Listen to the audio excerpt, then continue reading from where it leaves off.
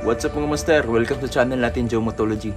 For this vlog, isi-share natin yung DIY na water system ginawa natin dito sa bahay. Tapos isi-share ko din kung magkano lahat ng nagastos ko para kung magpapagawa kayo, may idea na kung magkano.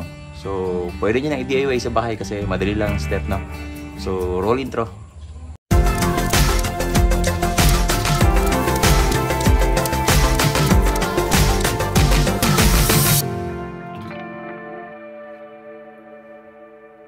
Okay, so eto yung currently set up natin sa water system natin, ano.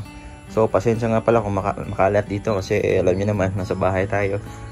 So currently may install dito na Jetmatic, ano. Pakita ko lang. So yun, yung lumang Jetmatic natin. So plano ko sanang di na lang siya tanggalin para kahit mag-brand out magagamit pa din natin. So anyway, i-install ko siya ulit dito. Sa ngayon hindi ko siya na-install kasi nagka-problema yung straw na nilagay natin diyan. Meron siyang ang tawag diyan, singaw, may singaw siya. So anyway, naayos naman siya. So pwede ko na siyang ibalik anytime, ano. So dito muna tayo focus sa water system natin. So currently yung water system natin dito, so naka shallow well tayo, ano. May binaba tayo dyan na straw tsaka foot valve para mas maganda yung daloy ng tubig. Tsaka mayroong yung foot valve na nilagay natin is meron siyang screen para nakaharang yung mga buhangin sa ilalim. So eto yung mga ginawa natin, ano. So bumili tayo ng T-connector na GI. Ayan. So since di pa naman natin binalik yung Jetmatic na bumili ako ng GI plug. Okay, yung sukat pala nito is 1 1/4 by 1 inches. Bakit 1 inches? Kasi yung water pump natin, yung inlet niya is 1 inches. Okay. So dito sa T-connector naglagay tayo ng bushing, ano. So nag-reduce tayo dito. So 1 by 3/4 yung nilagay natin. So yung PVC natin is 3/4 yan, no. So dito sa bushing naglagay tayo ng male adapter PVC. So ayan. So of course kinabitan natin ng teflon tape. So dito natin naglagay tayo ng elbow. So baka may magtanong kung bakit hindi tayo naglagay ng check valve. So hindi na ako naglagay ng check valve kasi meron ng foot valve sa ilalim. Kasi para sa akin kasi pag naglagay pa ako ng check valve, parang nalo-loss friction yung flow ng tubig. So medyo mahihirapan siya, no. So PVC pipe lang tayo, tapos elbow, tapos dito naman PVC pipe na 3/4, elbow naman dito. Then dito naglagay tayo ng coupling, ano. So ano to, 3/4 by 1, 3/4 pala yung coupling. Tapos dito sa bushing nya, dito sa gitna, same pa rin ang nilagay natin dito. So bushing reducer tayo, ano, 1 by 3/4. So 1 dito sa makina, tapos 3/4 yung din sa well. Okay. So right after, connect na natin sa pump. By the way, yung pump pala natin, yung brand is Bolzano. Okay, so 1 horsepower siya. So kung makikita nyo dito yung specs nya. Okay, maya sasabihin natin kung magkano yung presyo, ano. So dito naglagay tayo ng bushing.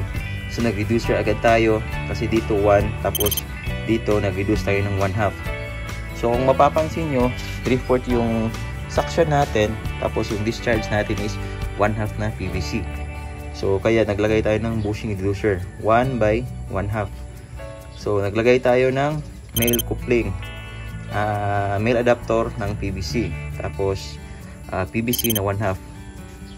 Tapos dito naman naglagay tayo ng onion patente, no. So 1/2 ito, ano. Then pagkatapos ng onion patente dito, naglagay tayo ng male na PVC 1/2 ulit. Then same dito, PVC na 1/2 pa rin. Tapos naglagay tayo ng elbow. So same dito, pagkatapos ng elbow, PVC pipe pa rin na 1/2. Tapos naglagay tayo ng male adapter na PVC. Yan. Then naglagay tayo ng valve, ano. So ang tawag nito is full valve, ano. para i-control yung daloy ng tubig. So dito naman nag-male adapter tayo. Of course, huwag niyong kalimutan na maglagay ng teflon ha. Always yan. Pag merong thread, always lagyan natin yung teflon tape. Tapos nag 3/4 PVC, then nag elbow, tapos PVC na 1/2, then yung PVC ulit. Okay, so pwede nyo lagyan ng coupling dito, pero sa akin yung dulo na lang ng PVC ang nilagay ko para makatipid naman ano. Tapos naglagay tayo ng coupling dito. So ito yung size ng metal dito is 3/4. So 3/4 by 1/2 yung binili natin na coupling. Tapos connecta natin sa tangke. So by the way, yung tangke na ginamit natin is LPG tank ano. Bali dalawang ano siya, dalawang LPG tank. Tapos winelder lang, pinabricate. So yan yung itsura niya. So tapos pinalagyan natin ng mount niya dito, metal, para ano, salong-salong niya yung motor. Okay, so dito tayo sa tangke, sa pressure tank.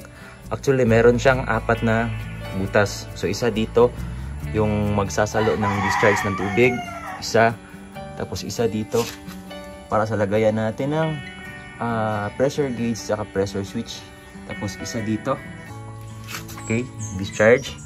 Then meron tayong drain. So 4 lahat na, no?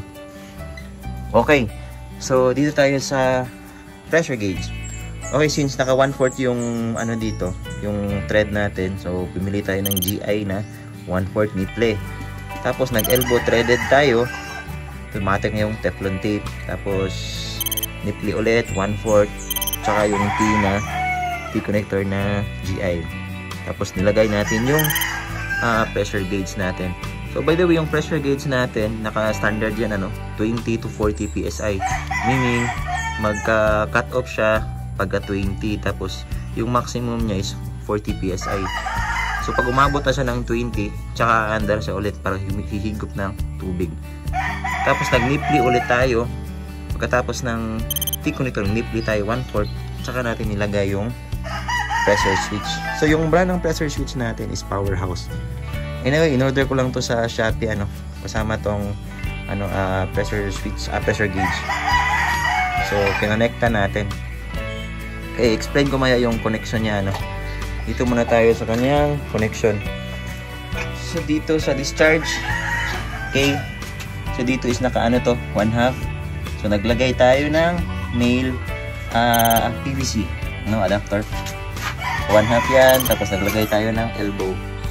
Pagkatapos nag PVC 1/2, then male adapter na PVC.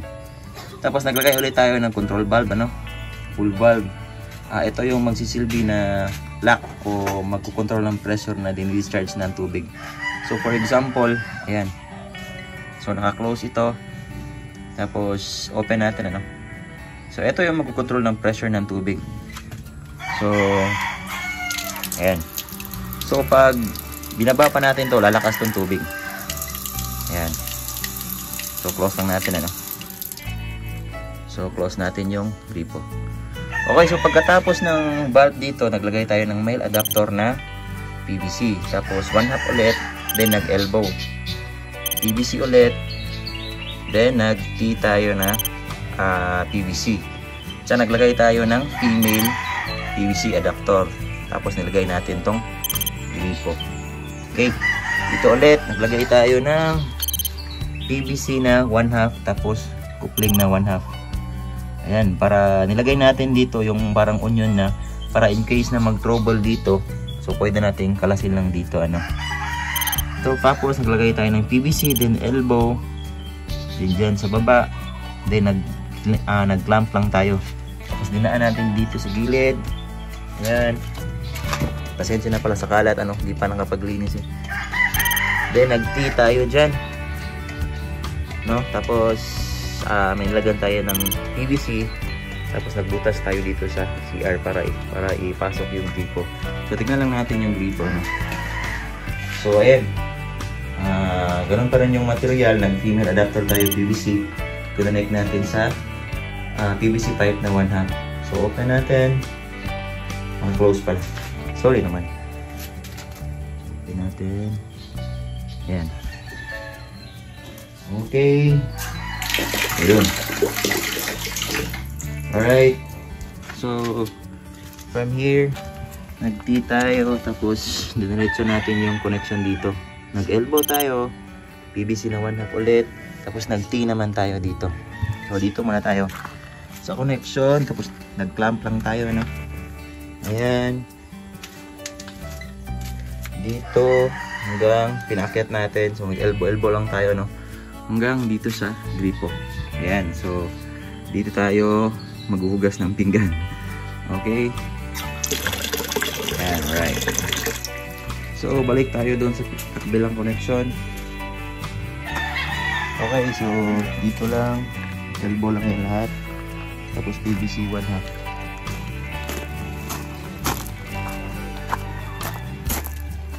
Ayan. So, sinadya ko talaga dito ilagay para yung mga gulay natin, yung mga plants natin, madali lang siyang ibis-bis, ano. So, dito ulit. Yun. Okay, so pag-usapan natin ang kung paano yung pressure switch na pag-connect natin, ano. Okay, dito tayo sa pressure switch. So, mayroong cable dito, ano, from pump. So, ang gagawin natin is i-connect lang natin yan dito sa bandang ilalim ng pressure switch. Okay? So, hindi ko siya matanggal kasi na-lock, naiwan ko yung tools ko. Anyway, ito yung cable ng pump. Tapos, dito, ano. Okay, may 4 na bolt ito. So, dalawang bolt sa motor pump, sa 2 bolt sa linya sa circuit breaker. Okay, so nag-circuit breaker tayo, ha. So, ito yung connection natin sa pump.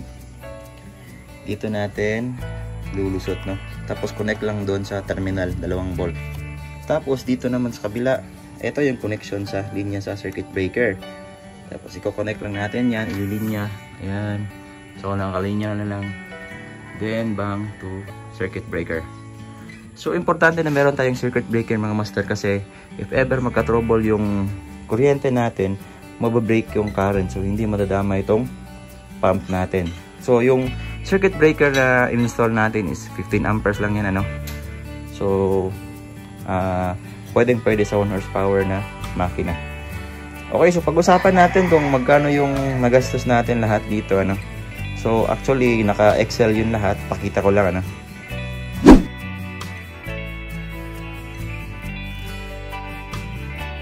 Okay, so yun yung lahat na nagastos natin, ano. At least may idea na kayo kung ilan yung magagastos nyo. At saka, pwede kayong mag-DIY. Basta make sure lang na kapag meron kayong difficulties na na-encounter, make sure na meron kayong kasama na may idea sa pag-install ng PVC pipe or GI pipe sa water system. So, yung major na mga gamit lang talaga dito is yung motor pump, yung pressure tank, yung pressure gauge, at saka pressure switch. Kasama itong mga PVC pipes fittings, ano. So, yun lang mga advice ko. So, make sure na meron kayong mga extra na mga PVC pipe fittings para in case na mag-leaking to is na-replace nyo agad para iwas singaw. So, make sure na yung sa PVC, kung PVC man yung gagamitin nyo, make sure na yung bawat thread talaga is nilagyan nyo talaga ng Teflon tape. Tsaka yung dulo naman nilagyan nyo ng solvent para sure tayo na walang singaw talaga. Kasi kapag merong konting singaw yan, hindi mag-discharge ng tubig yung motor pump. So, yun yung tandaan nyo, ano. So, hopefully meron kayong natutunan sa vlog na ito. So, hanggang dito na lang and see you soon on our next vlog. So, peace you.